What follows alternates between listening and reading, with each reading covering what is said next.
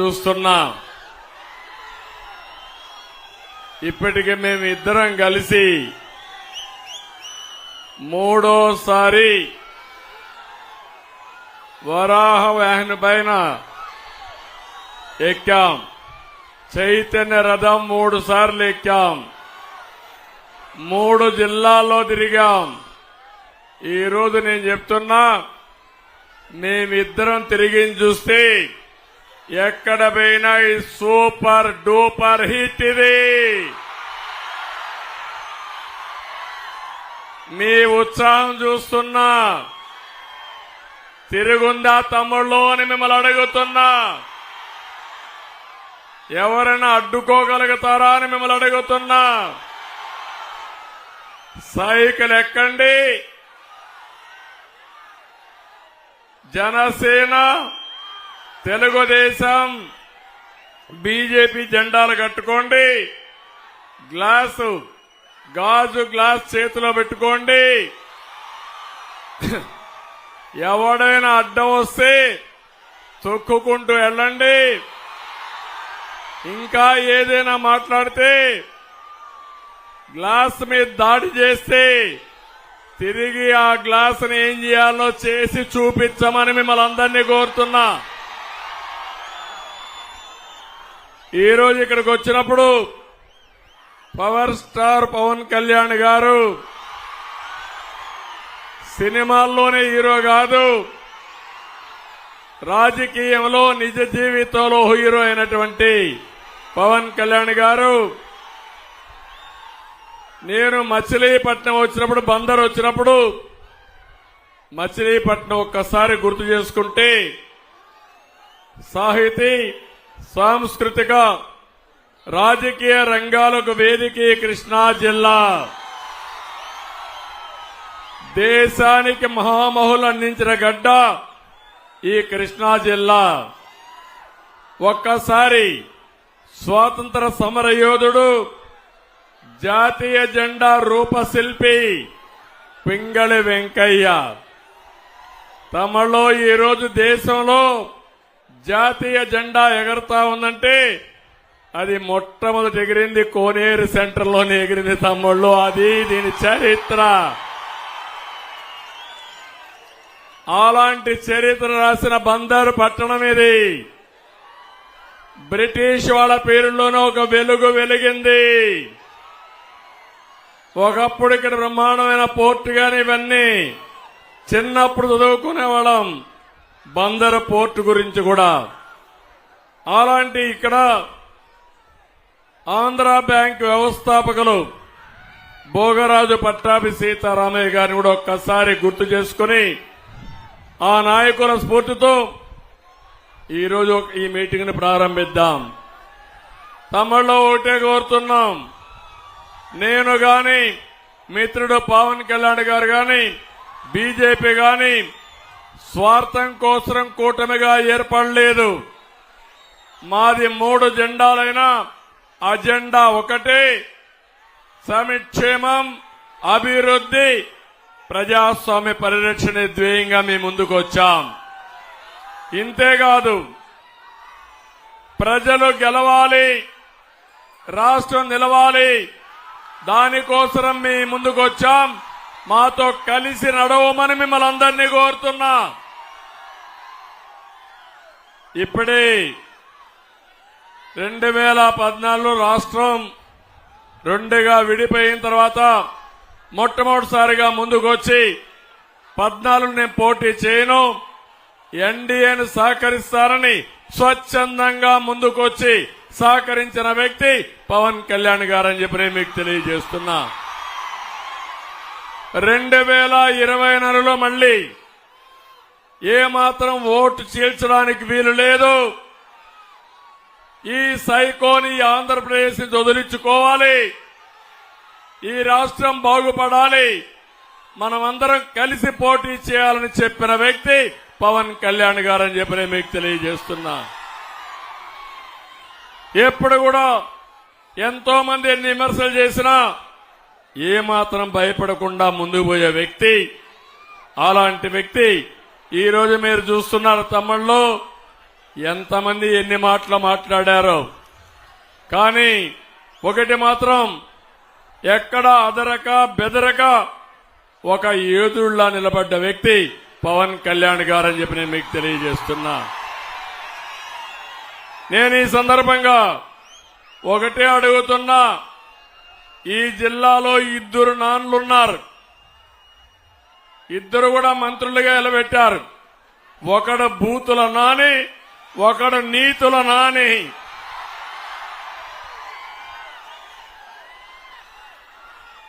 ఇద్దరిని గురించి మీరు చూశారు. ఇక్కడున్నాడు ఈ నీతుల నాని, మాట్లాడితే చెప్పు తీసుకొని 2 చెప్పులు తీసుకొని కథలుగా చూపిస్తా ఉంటాడు. నేను అడుగుతున్నా, నీతుల నాని నీకు పదవి ఇచ్చింది పవన్ కళ్యాణ్ తిట్టడానికని అడుగుతున్నా, నన్ను తిట్టడానికని అడుగుతున్నా. ఈరోజు మా బాలశౌరి నిన్ను తిట్టలేడా అని అడుగుతున్నా, మా నాయకులు తిట్టలేరా అని అడుగుతున్నా.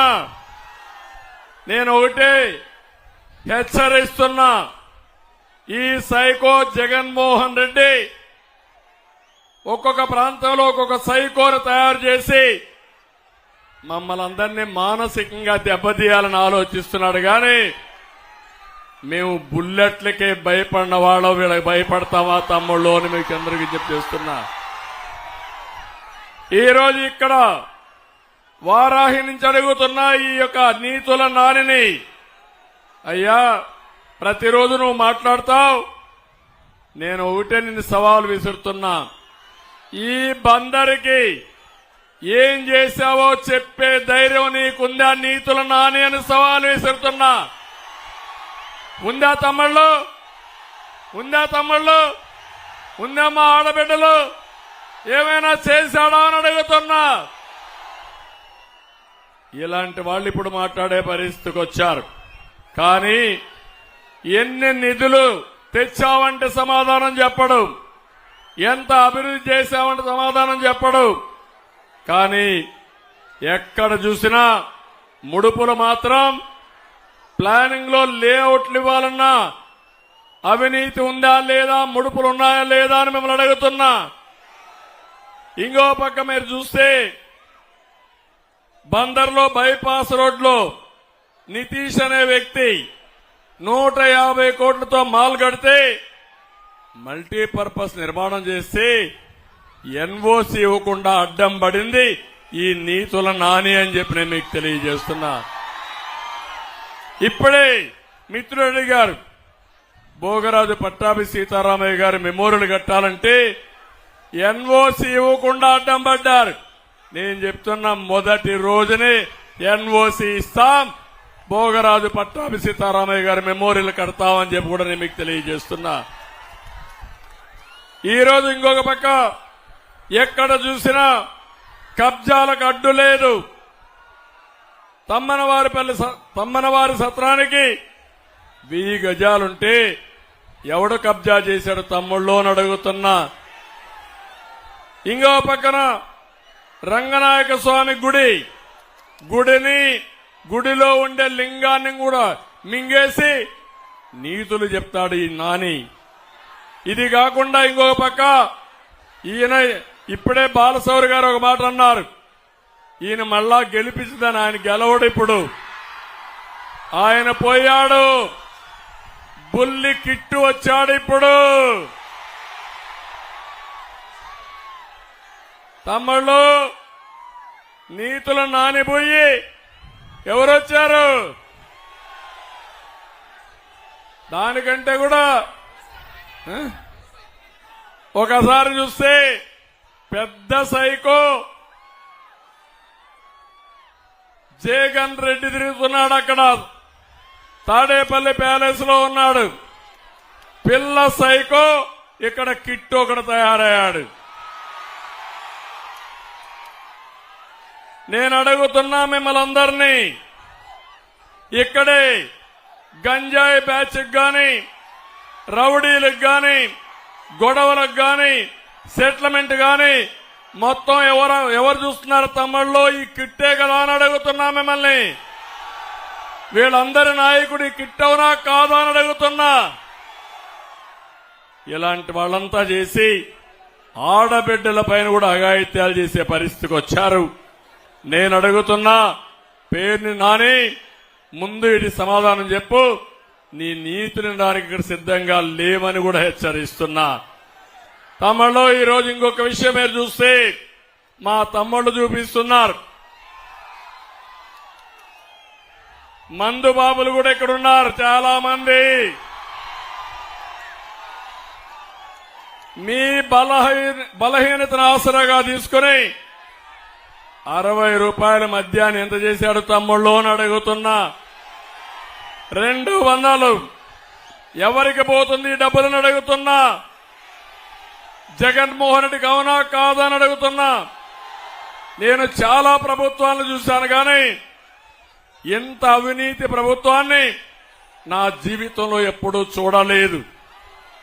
ఇంకో పక్క కృష్ణా నది ఇక్కడే ఉంది. నేను అడుగుతున్నా, మీకు ఇసుక దొరుకుతుందా అని అడుగుతున్నా. ఒకప్పుడు ట్రాక్టర్ 1000 రూపాయలు, ఇప్పుడు ఎంత తమ్ముళ్ళు అని అడుగుతున్నా. 5000 ఎవడికి పోతుంది? 4000 అని అడుగుతున్నా మిమ్మల్ని. ఇప్పుడే బాలశౌరి గారు చెప్పారు, పోర్టు నేనున్నప్పుడు పీపీపీ మోడల్లో వాళ్లే డబ్బులు తెచ్చుకోవాలి, వాళ్లే కన్స్ట్రక్షన్ చేయాలని పూర్తి చేసే కార్యక్రమానికి చేశాం. మనం ఉంటే వచ్చేది. ఇప్పుడు ఈపీసీ అని అతన్ని క్యాన్సిల్ చేసి మళ్ళా లంచాల కోసం పోర్టును కూడా మార్చిన దుర్మార్గుడి జగన్మోహన్ రెడ్డి. నేను ఒకటే హామీ ఇస్తున్నా మీ అందరికీ, ఈ పోర్టుని పూర్తి చేసే బాధ్యత మాది, పరిశ్రమలు తెచ్చే బాధ్యత మాది.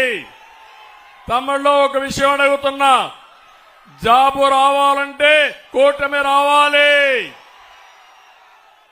అవునా కాదా? గంజాయి రావాలంటే గంజాయి కావాలన్నా జాబు కావాలన్నా మీకు? అందుకే మీ అందరికీ హామీ ఇస్తున్నాం. ఈ జిల్లాలో ఏ ప్రాంతానికి లేనటువంటి ఉద్యోగ కల్పన అవకాశం ఈ బందర్ నగరానికి ఉంది. బందరికి మళ్లీ పూర్వ వైభవం వస్తుంది. అభివృద్ధి చేసింది తెలుగుదేశం పార్టీ. మళ్లీ పూర్వ వైభవం తీసుకొచ్చే బాధ్యత మాదని మీ అందరికీ హామీ ఇస్తున్నా. ఈరోజు కేంద్రంలో బీజేపీ ఉంది, ఎన్డీఏ గవర్నమెంట్ ఉంది. మళ్లీ 400 సీట్లతో ఎన్డీఏ వస్తుంది. ఇక్కడ 25 పార్లమెంటుకు 25 గెలవాలి. ఇంకో పక్క 160 అసెంబ్లీ సీట్లు గెలవాలి. నేను ఒకే మాట అడుగుతున్నా, మీరు బాలశౌరిని గెలిపిస్తే ఎన్డీఏ అభ్యర్థిగా ఢిల్లీకి వెళ్లి పోర్టు విషయం గాని పరిశ్రమలు గాని మీకు ఏ పని కావాలన్నా చేసే సత్తా బాలశౌరికి ఉందని చెప్పి నేను మీకు తెలియజేస్తున్నా. నేను అడుగుతున్నా, ఇప్పుడు వైఎస్ఆర్ కాంగ్రెస్ పార్టీకి ఓటేస్తే దేనికోసం పనిచేస్తారు తమ్ముళ్ళు అని మిమ్మల్ని అడుగుతున్నా. దేనికోసం పనిచేస్తారు? అవినాష్ రెడ్డి అరెస్ట్ చేయకూడదని అడుగుతారు, అంతే కదా? 3 విషయాలు ఒకసారి చూడండి. జగన్మోహన్ రెడ్డి మమ్మల్ని తిట్టడం కాదు, నువ్వు సమాధానం చెప్పు. బాబాయ్ గొడ్డలి వేటు ఎవరేశారో సమాధానం చెప్పి తర్వాత ఓటు అడుగు. చెప్పే ధైర్యం నీకుందా అని అడుగుతున్నా. చెప్పాలనా లేదా అని అడుగుతున్నా. కన్నా కూతురు ఎవరైతే నీ చెల్లెలు సవాలు విసిరింది, మొత్తం వాస్తవాలన్నీ చెప్పింది, సమాధానం చెప్పాల్సిన బాధ్యత ఉందా లేదా అని మిమ్మల్ని అడుగుతున్నా. తమిళలో నిన్నే చూశారు. ఒకప్పుడు బాబాయ్ గొడ్డలి డ్రామా, అది మన మీద పెట్టడం, తర్వాత కోడి కత్తి డ్రామా, నిన్న చూస్తే గులకరాయి డ్రామా. గులకరాయి ఎవడో వేస్తే పవన్ కళ్యాణ్ గారు మేము వచ్చి హత్యా ప్రయత్నం చేశామంట. నీ డిపార్ట్మెంట్ ఇది అవునా కాదా అని అడుగుతున్నా. ఈరోజు నీ డిపార్ట్మెంట్ ఉంటే కరెంట్ ఆఫ్ అయితే మేము కారణమా? నీకు చేత కాకపోతే రాజీనామా చేయి, నువ్వు మీటింగ్ పెట్టుకో, నీకు కూడా కరెంట్ ఇస్తాం. ఎక్కడ కరెంట్ ఆఫ్ కాదు. తమ్ముళ్ళు, ఈ రోజే ఇంకొక విషయం చెప్పాలి. ఈ ముఖ్యమంత్రి ఎంత దుర్మార్గుడంటే ఒక దళితుడిని చంపి డోర్ డెలివరీ చేసిన దుర్మార్గుడు ఈ ముఖ్యమంత్రి. ఇంకో పక్క శిరోమండనం చేసిన వ్యక్తిని ఎమ్మెల్యేగా పెట్టుకున్నాడు. నిన్నే కన్విక్షన్ వచ్చింది. నేను అడుగుతున్నా జగన్మోహన్ రెడ్డిని, నా ఎస్సీలంటావు, నా బీసీలంటావు, నా ఎస్టీలంటావు, నా మైనారిటీ అంటావు. ఇప్పుడు సవాల్ విసురుతున్నా. ఒక ఎస్సీలకి 7-8 మందిని సామూహికంగా శిరోమండనం చేశారని ఈరోజు కోర్టులో కన్విక్షన్ ఇచ్చారు. జైల్లో పెట్టమన్నారు, ఫైన్ వేశారు. నేను అడుగుతున్నా ముఖ్యమంత్రిని, రాష్ట్రంలో తిరిగే మునుపు సమాధానం చెప్పమని సవాలు విసురుతున్నా. ఎంత దుర్మార్గుడంటే తమ్ముళ్ళు, ఒక అతను మీరు చూస్తే ఎవరైతే ఎన్ఆర్ఐ ఈరోజు చూశారు మీరు, ఆ ఎన్ఆర్ఐని మనం చూస్తే జడ్జెస్ కేసుల్లో ఇష్టానుసారంగా అనుచితంగా పెట్టి వాళ్ళు అతను అరెస్ట్ చేయమని సిబిఐకి ఆదేశాలు ఇచ్చి ఈరోజు ఇంటర్పోల్లో కూడా ఇన్వెస్టిగేషన్ చేసే పరిస్థితికి వచ్చారు. పక్కనే అలాంటి నిందితులను పెట్టుకొని ఈ జగన్మోహన్ రెడ్డి తిరిగే పరిస్థితికి వచ్చాడు. అందుకే నేను మిమ్మల్ని అందరినీ ఒకటే కోరుతున్నా, ఈరోజు రాష్ట్రానికి తీవ్రమైనటువంటి గాయం చేసిన వ్యక్తి జగన్మోహన్ రెడ్డి. 5 ఏళ్లు విధ్వంస అవినీతి రౌడీజంతో రాష్ట్రాన్ని సర్వనాశనం చేశాడు. కడాన ఇక్కడే మనుండి మీ మాజీ శాసనసభ్యుడు, మాజీ మంత్రి రవీంద్ర గారిని కూడా తప్పుడు కేసు పెట్టి జైల్లో పెట్టారు. నా జీవితంలో ఎప్పుడూ మరిచిపోలేను. కబద్దార్, నీతుల నాని, గుర్తుపెట్టుకో, ఒక రోజున నీకు కూడా ఇదే జరుగుతుంది అని హెచ్చరిస్తున్నా. అయితే నేను ఈరోజు కోరేది, ఈ రాష్ట్రాన్ని బాగు చేసుకోవాలి, మళ్లీ ఘాటున పెట్టాలి. ఈరోజు నేను దారిలో వస్తా ఉంటే చూశాను, మేమిద్దరం వస్తా ఉంటే యువత అయితే 2 జెండాలు పట్టుకుని పోటీపడి కేరింతలు, ఈలలు, ఉత్సాహంతో మీరు చేసేది చూస్తా ఉంటే